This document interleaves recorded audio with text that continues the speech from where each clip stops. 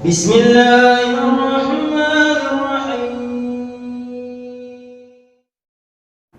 Melakukan sholat Id, Idul Adha, ini juga termasuk punya keutamaan tersendiri ya.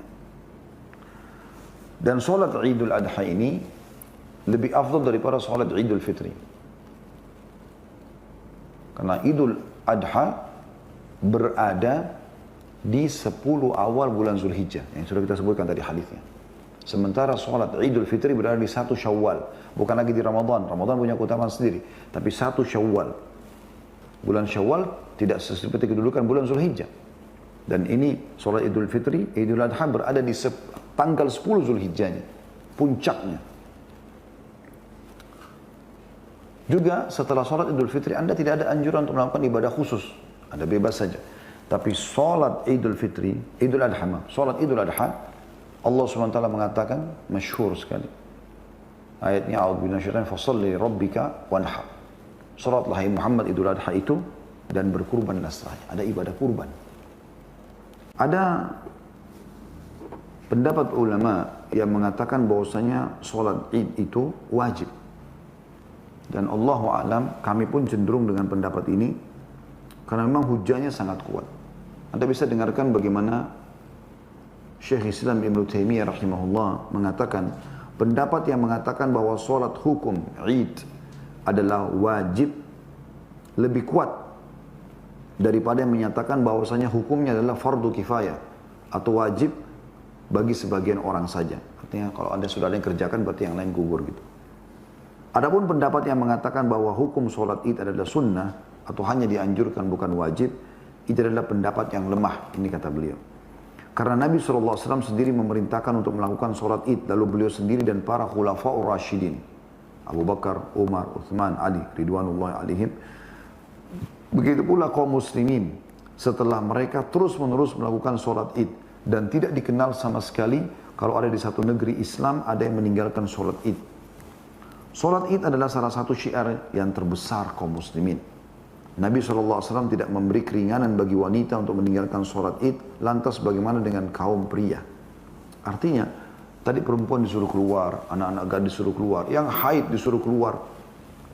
Walaupun yang haid tidak ikut sholat Id, tapi mereka dianjurkan hadir, mendengarkan khutbahnya. Sholat hari raya adalah sunnah yang dikukuhkan bagi kaum laki-laki dan wanita yang tidak ganjen. Wanita yang sedang berdandan, bersolek dengan dandanan aneh-aneh, sholatnya di rumah saja. Kalau wanita pergi ke tempat tersebut dengan dandan yang wajar, boleh. Sunnah yang dikukuhkan di dalam madhab kita, Imam Syafi'i. Kemudian disunnahkan dalam madhab Syafi'i dilakukan di masjid. Di sana ada madhab lain, madhab Imam Ahmad mengatakan lebih baik di hamparan luas, di lapangan. Perbedaan ini nggak boleh kita berantem dan perang, akan tapi jika memang masjidnya gede, adakan di masjid. Kalau masjid tidak cukup, adakan di lapangan. Indah. Yang penting terjaga dan bersih, aman. Jangan banjir-banjir pun masih maksain di lapangan. Dan gara-gara mempertahankan tadi pendapat itu. Memang ada suatu ketika di sebuah tempat, ada masjidnya gede, habis gerimis, habis hujan, dipaksain harus sholat di halaman masjid. Akhirnya saya sendiri sholat dia bingung. Karena waktu itu kita di tempat tersebut, basah semuanya. Kenapa masjidnya ada dipakai gede? Lebih baik di halaman. Betul, itu madhabnya Imam Ahmad ibn Hanbal. Jangan memaksakan begitu dong. Sama juga Anda yang madhab Syafi'i, jika ternyata masjid Anda kecil, kemudian bisa disambung dengan halaman, perbaikilah halaman. Atau kalau ternyata halamannya di depan, bukan di belakang, aneh mungkin ya. Halamannya di depan mihrab, berarti harus dimajukan ke sana. Dimajukan ke sana. Berpegang madhab Imam Syafi'i penting, akan tapi kemaslahatan umat lebih penting. Kemudian dalam madhab kita Imam Syafi'i sunnah yang sangat dikukuhkan, berbeda dengan madhabnya Imam Ahmad, mereka memang fardu kifayah. Kemudian madhab Abu Hanifah mengatakan wajib, perbedaan dalam hal ini. Nah, kemudian bagi siapapun, termasuk wanita, atau siapapun yang tidak bisa pergi ke masjid, bisa melakukan sholat di rumahnya sendiri, biarpun tanpa harus ada khutbahnya. Anda seperti sholat qabliyah subuh, maksudnya sholat 2 rakaat saja sudah sah.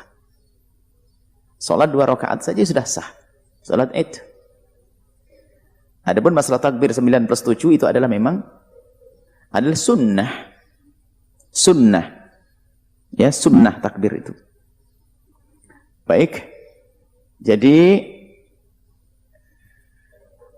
bagi wanita ini adalah kabar gembira, bagi yang kebetulan sibuk ngurusi anak di rumahnya, maka sholatnya di rumah juga nggak apa-apa. Sholatnya di rumah juga nggak apa-apa, boleh ya. Sholat di rumah. Kemudian tidak usah pakai khutbah. Kalau khutbahnya nanti ada khutbahnya itu dilakukannya setelah sholat. Ya. Sholatnya 7 sama 5, boleh khutbahnya 9 ini. Ada perbedaan jadi kalau khutbah ada takbirnya yang banyak, kemudian sholatnya juga naik.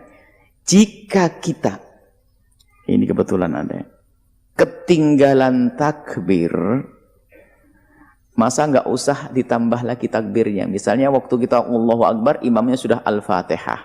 Nggak usah takbir lah lagi. Karena takbirnya sunnah, yang takbir wajib hanya sekali, takbiratul Allahu Akbar. Makanya kalau Anda tidak takbir lagi pun juga sah. Ibu yang di rumah, khususnya adik-adik yang senang bersolek, ya di rumah saja. Ibu-ibu yang bersolek untuk suaminya saja di rumah, sholatnya di rumah. Kemudian nanti saya sempurnakan, sunnahnya adalah memperbanyak atharus sholah. Athar sholat itu bekas, jadi bisa saja berangkatnya itu beda dengan jalur kembalinya. Di sunnahnya begitu. Ditambah lagi di saat berangkat dia bisa membayar zakat fitrah, karena sebaik-baik zakat fitrah adalah waktu itu sebelum sholat. Jadi boleh ya di rumah ibu, tapi jangan gara-gara ini nggak usah. Bahkan perempuan pun, bahkan khuyat, yang wanita haid pun perlu digiring ke sholat id, tapi tidak usah sholat untuk mengangkat syiar. Jadi yang wanita haid pun perlu. Tentunya dengan catatan tadi yang enggak apa? Enggak dandan.